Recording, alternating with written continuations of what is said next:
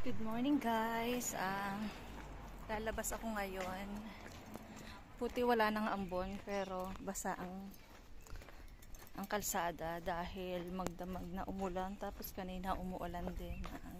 Katatapos ko lang magsumba at pupunta ako ngayon sa Aldi, or try ko din pumunta ng Halls or ng Woolies.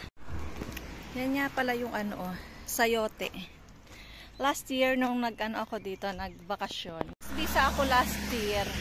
Ang dami ng bunga. Ang daming bunga. Kumuha kami, mga ilang beses kaming kumuha doon. Tapos yun, pwede naman. Kasi nasa labas lang siya ng bakod yung mga yung mga bunga niya. Mga 5 minutes walk lang naman dito mula sa amin hanggang sa sa Aldi. Kaya ayun, ang bibilhin ko lang ay spring onion. I-try ko makabili ng patatas at saka ng carrots. Hindi na ako kung mayroong yung siling mahaba para sa sinigang. Gusto ko magsinigang. Binili namin kahapon sa Asian shop bangus, tilapia at saka ang tawag din yung yung malapad na isda. Sarap yung steam Tapos yung yung tilapia, itatry ko siyang yung pinaputok na tilapia. Itatry ko kung magagawa ko yun, pero parang baka iprito ko lang, pero itatry ko pa rin. Ayan.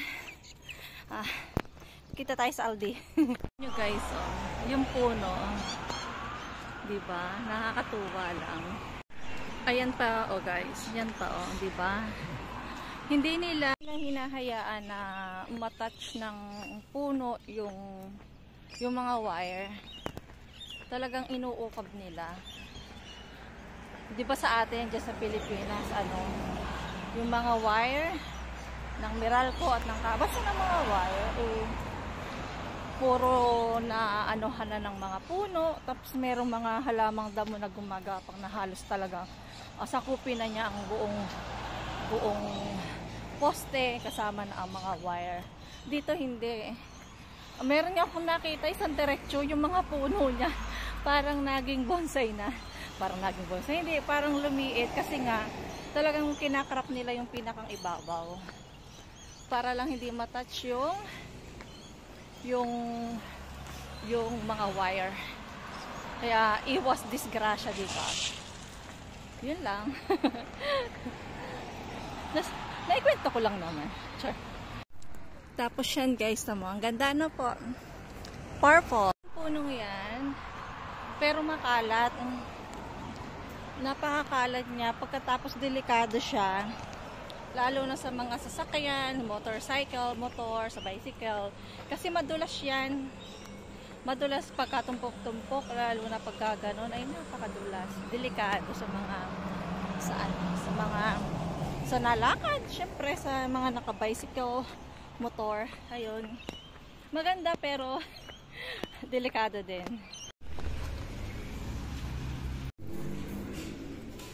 Welcome back. Hindi na ako nakapag-video sa loob ng Aldi kasi nahihiya ako. Super busy at ang daming tao. Kaya ayan. Ayan po, isang bag yung aking napamili. Puro gulay at saka mga spices. Di ko lang kung matutuwa si Papa Douglas. Pero ito naman talagang hindi masasayang. Ako pa ba? Char. Ayun. Mamaya pagdating sa bahay, papakita ko sa inyo kung ano yung mga nabili ko. Okay?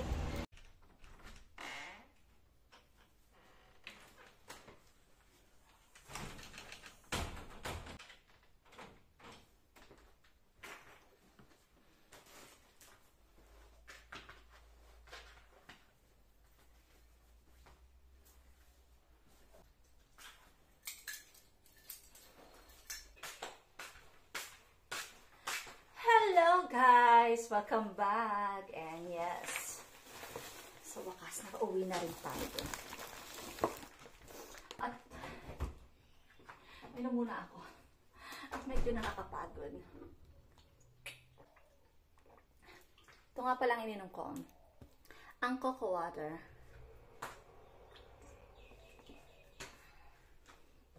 At ngayon po, ipapakita ko sa inyo ang aking napamili. Yan. Ito po, spring onion. Spring onion. snow peas, bean sprout. Bumili rin po ako ng mga spices like onion powder, rosemary, chili flakes, garlic powder, thyme, smoked paprika, turmeric. Oh, nasa na aking, meron pa yan. Garlic and onion powder. Yan. Ito yung mga nabili ko. Yan. Gusto ko talaga magkaroon nito, kompleto.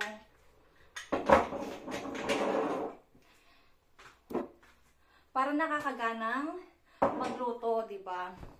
Pag kulang kasi nakakawalang gana. See, bumili rin ako ng honey. At ito po ang aking Coca-Cola Zero Sugar, di ba? Ito po tumatagal sa akin itong isang boteng ito ng 5 araw hanggang 1 linggo. Kasi konti-konti lang akong uminom. Hindi kagaya dati na sa isang araw, 3, 4 na 8 ounce ang na uubos ko. Pero nga dahil bago ako pumunta dito, nagpa-check up ako at ang taas ng cholesterol ko. Isa yun sa mga dahilan kung bakit tumasa yung aking cholesterol. Kaya basta na-start na ako yung na-check upan at sinabi na ganito, ganyan. So talagang hindi na ako nag-soft drink sa Pilipinas. Pagdating dito, first time ko mag-soft drinks, ay ito nga ininom ko yung zero sugar. Tapos konti-konti lang. Tapos ito pa nga pala, ang pumpkin, kalabasa. Gusto ko magulay lagi eh. Ito, paborito namin itong dalawa ni Douglas. And patatas. Meron pa kaming tomato eh. Marami pa kaming tomato, kaya din ako bumili. Tapos ito lang ang fruit na aking nabili. Saka na ako bibili pagkasama si Douglas. And ang carrots, ang 2 garlic. Gusto ko kasi magluto magawa ng chili garlic oil. Di ko alam kung kasya to, parang unti, pero okay lang. Kunti lang lulutuin ko. And ang mga napamili ko po ay magkano lahat? 62.60. Yan po. First time ko po mamili na ako lang, tapos ang dami ko na pamili. Good luck na lang naman kung matutuwa si Douglas. Pero siguro naman, syempre, at magagamit naman namin ito lahat at hindi ito masasayang. Yan. Kaya, thank you for watching, guys. See you on my next one.